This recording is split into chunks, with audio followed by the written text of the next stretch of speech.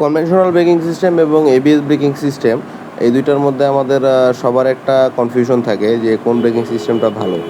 কারো কাছে এবিএস পছন্দের, কারো কাছে নর্মাল সিবিএস বলেন, ড্রাম ব্রেক বা নর্মাল আগের যে ব্রেকিং সিস্টেমগুলি সেগুলি ভালো লাগে। কিন্তু অ্যাকচুয়ালি এবিএসটা বর্তমানে বহির্বিশ্বে আধুনিক ব্রেকিং সিস্টেম হিসেবে লাইফ সেফটি আপনার গুরুত্ব দিয়ে হায়ার সিসি বাইক বলেন বা নতুন নতুন যত বাইক আসতেছে এগুলিতে সিঙ্গেল চ্যানেল বা ডুয়েল চ্যানেল এবিএস ব্যবহার করা হচ্ছে। তো অবশ্যই এবিএসের কোনো না কোনো গুরুত্ব আছে, যে কারণে আপনার বড় কোম্পানিগুলি এবিএসের প্রতি ঝুঁকতেছে। তো আজকের ভিডিওটা সেই টপিক নিয়েই যে এবিএস ভালো না আপনার নর্মাল ব্রেকিং সিস্টেমটা ভালো।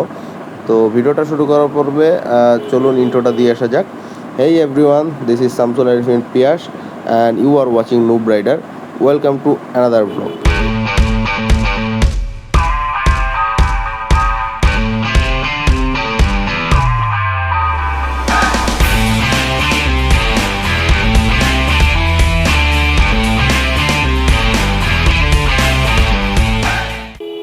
এন্টিলক ব্রেকিং সিস্টেম বা এবিএস এবং নিয়মিত ব্রেকিং সিস্টেম উভয়ই মোটরসাইকেলের জন্য আসলে মোটরসাইকেলের গতি কমাতে হেল্প করার জন্য ইউজ করা হয়। তো দুইটা সিস্টেমেরই সুবিধা অসুবিধার আছে। তো এবিএস হলো আপনার বেশিরভাগ রাইডারদের জন্য একটা মানে মোস্ট এফেক্টিভ ব্রেকিং সিস্টেম হিসেবে মানা হয়।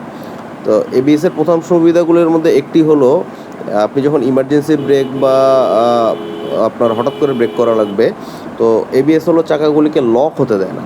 তো চাকাগুলিকে যদি লক হতে না দেয় সেক্ষেত্রে আপনার হ্যান্ডেলের কন্ট্রোল আপনার কাছে থাকবে, আপনি বাইক কন্ট্রোল করে নিয়ে চলে যেতে পারবেন, আপনার স্কিডিং হবে না, ট্র্যাকশন হারানোর আপনার পসিবিলিটি কমে যায়। তো কিন্তু সেক্ষেত্রে আবার নর্মাল ব্রেকিং সিস্টেমগুলিতে আপনি যদি হুট করে ব্রেক করে ফেলেন, চাকা লক করে ফেলবে, তখন আপনার একটা সবচেয়ে বড় সুবিধা হলো স্কিড করার একটা বড় চান্স থাকে। তো স্কিড করার চান্স অ্যাকচুয়ালি যে আপনার যারা রেগুলার ইউজার তারা অনেক সময় সেই জিনিসটা তাদের অভ্যাসবশত আসলে এটা করে ফেলে, সেক্ষেত্রে স্কিড হয় না। কিন্তু স্কিড হওয়ার একটা বড় চান্স থাকে আপনার নন এবিএস ব্রেকগুলিতে। এবিএসের একটা বড় সুবিধার মধ্যে এটার আপনার যে স্কিড না করার কারণে বর্তমানে একটা পরিসংখ্যান করে যেটা দেখা গেছে অলমোস্ট 37% লেস করে দিছে এবিএস মোটরসাইকেলগুলো দুর্ঘটনার পরিমাণ, যেখানে নন এবিএস বাইকগুলো 37% বেশি হচ্ছিল দুর্ঘটনার শিকার হয়। আর এই সুবিধা থাকা সত্ত্বেও এবিএসের কিছু অসুবিধাও আছে। অসুবিধার মধ্যে প্রথম অসুবিধা হলো খরচ। এবিএস মেনটেনেন্স এবং এবিএসের রিপেয়ারিং কস্ট আপনার নন এবিএস বাইকগুলো থেকে অনেক বেশি, এটা যেমন একটা অসুবিধা। তারপর এবিএসের আপনার মেনটেনেন্স কস্ট বেশি। এবিএস আপনি যদি এবিএসের না বুঝেন সেক্ষেত্রে আপনার এবিএস আপনাকে প্যারা দিবে। না বোঝার ক্ষেত্রে একটা বিষয় হলো যে আপনি দেখা গেছে অনেক সময় ছোটো ছোটো ঝাঁকি খেলে বা আপনার কোনো গর্ত বা নুড়ি পাথর হঠাৎ করে যদি চাকার নিচে একটা ছোট্ট ঝাঁকি খেলে এবিএস হলো আপনার বাড়ি দেয় একটা, আপনার যখন ব্রেক করবেন তখন এবিএস কাজ করবে না। ও একটা 0.5 বা একটা সামান্য একটা সেকেন্ডের ভগ্নাংশের পরিমাণ ও একটা টাইম নেয় ওই সিস্টেমটাকে আবার রিস্টার্ট করতে। তো আপনি যদি এটা অভ্যস্ত না হন সেক্ষেত্রে দেখা যাবে যে আপনি এটা কন্ট্রোল করতে পারবেন না, এটা একটা আপনার জন্য প্যারা হয়ে যাবে। এবিএসের আরেকটা অসুবিধা হলো যে সব রাইডিং স্টাইলের সাথে আসলে এটা কাজ করে না। আপনি যদি পাহাড়ে বা ভাঙাচোরা জায়গায় আপনার বাইক নিয়মিত আপনি ইউজ করেন সেক্ষেত্রে আপনার এবিএস কাজ করবে না। কারণ আগেই বলেছি আপনার ভাঙাচোরায় যদি পরে এবিএস আপনার একটা হালকা বাড়ি দিবে, যেখানে আপনার এবিএস চাকা লক না করার কারণে আপনি গাড়ি ব্রেক করতে পারবেন না। সেই সব জায়গায় আবার হলো নন এবিএস বাইকগুলো খুব ভালো পারফরমেন্স দিচ্ছে। কিন্তু আপনি হাইওয়ে বলেন বা ঢাকার মধ্যে ব্যস্ত সড়কে আপনি চালাচ্ছেন, এবিএস খুবই কাজে দিবে আপনাকে। এবং চাকা লক হতে না দিতে পারাটা আসলে একটা বাইকের বেশ ভালো দিক। আর অন্যদিকে নর্মাল যে ব্রেকিং সিস্টেমগুলি আছে সেগুলি ওজন কম হয়, এবিএসের তুলনায় কম ব্যয়বহুল হয়, নিয়মিত ব্রেকিং সিস্টেম রাইডারকে আরও ঐতিহ্যগত অনুভূতি প্রদান করে। এটা রাইডারদের কথা। আমি যাদের পুরানো কিছু রাইডারের সাথে কথা বলে দেখছি তারা এবিএসকে গুনাই ধরে না। তাদের কথা হলো এবিএসের থেকে তারা ভালো ব্রেক করতে পারে। কিন্তু এবিএস বিশেষ করে আপনি যদি বৃষ্টির রাস্তার কথা, ভেজা রাস্তার কথা বলেন, ভেজা রাস্তায় আপনার ব্রেকে করলে নন এবিএস বাইকগুলো যতটুকু প্যারা খাবে, সে যত ভালো রাইডারই হোক তার ঝুঁকির পরিমাণটা বেশি। সে হয়তো ব্রেক করে তার কন্ট্রোল দিয়ে গাড়ি সে থামাই দিতে পারতেছে, কিন্তু তার একটা ঝুঁকির সম্ভাবনা, অ্যাক্সিডেন্টের সম্ভাবনা রয়ে যাচ্ছে।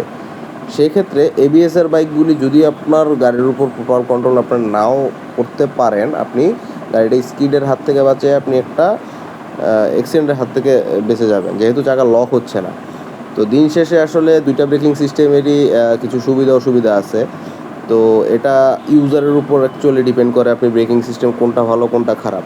আপনি যদি নাই ব্রেক করতে পারেন, আপনাকে যত ভালো ব্রেকিং সিস্টেমে দিক, আপনি অ্যাক্সিডেন্ট করবেনই। কিন্তু ওভারঅল আপনার এবিএস, আমি নিজে চালায়ও দেখছি, এবিএসে যে ব্রেকিং কনফিডেন্সটা পাওয়া যায় আমি সেটা নন এবিএসে পাইনি। কেননা নতুন রাইডার নিয়মিতই আসতেছে, নিত্য নতুন আসবেই রাইডার। আপনি একটা এক্সপিরিয়েন্স রাইডার হতে আপনার যে পরিমাণ সময় লাগবে, তার থেকে আপনার এবিএসে আপনি অভ্যস্ত হতে সময় আমার হিসেবে কম লাগে। তো আমার হিসেবে এবিএসটা বেটার নন এবিএস থেকে। আমি এই কারণেই এবিএস বাইক কিনছি। আমি ওয়েট করে হলেও আমি এবিএস বাইক কিনেছি, নন এবিএস বাইক নিয়ে নিই। তো আজকে এই পর্যন্তই ছিল। ভিডিওটা শেষ করব যখন ভাবলাম, তখন হচ্ছে হলো অ্যাকচুয়ালি এই ভাইয়ের সাথে দেখা হইলো। এই ভাই হচ্ছে হলো আপনার এফজেড ভার্সন, যেটা ভার্সন ওরা 4 লঞ্চ করছে, ওইটার গ্রে মার্কেট থেকে উনি এটা কিনছে। তো উনি বিআরটিএতে যাচ্ছিল নাম্বার করানোর জন্য। তো ওই পারপাসেই আমিও বিআরটিএতে যাচ্ছিলাম। ওই দিন আমার রেজিস্ট্রেশনের ডেট শেষ হয়ে গেছিলো ওটা বাড়াইতে। তো ওনার সাথে অ্যাকচুয়ালি আসলে বাইক ইয়ামাহা এবং এফজেড জিক্সার নিয়ে কিছু কথা হইলো। উনি যেটা ফ্রাস্ট্রেটেড, ইয়ামাহার সার্ভিস সেন্টারে আপনার গ্রে মার্কেটের প্রোডাক্টগুলি যে সার্ভিস করে না, এটা নিয়ে উনি আসলে ব্যাপক ফ্রাস্ট্রেটেড। কেননা হচ্ছে হলো টুকটাক আপনার সার্ভিস করাইতে বলতে গেলে আপনার যে অথরাইজ সার্ভিস সেন্টারগুলি আছে সেগুলি কিছু ক্রিটিক্যাল কাজ করতে পারে, যেটা বাইরে আসলে ভালো মেকানিক যদি আপনার পরিচিত না থাকে কষ্ট হয়ে যায়। তো উনি ওগুলি নিয়েই হতাশা প্রকাশ করতেছিল। তো ওনার সাথে কথা বলে ভালো লাগছে। পরের দিন শেষে একসাথে আমরা বিআরটিএতে যেয়ে কাজ শেষ করি। তো আজকের ভিডিওটা এই পর্যন্তই। দেখা হবে সামনে কোনো ব্লগে। সে পর্যন্ত ভালো থাকবেন and stay tune. Please give a like, follow and subscribe. খোদা হাফেজ, বাই বাই।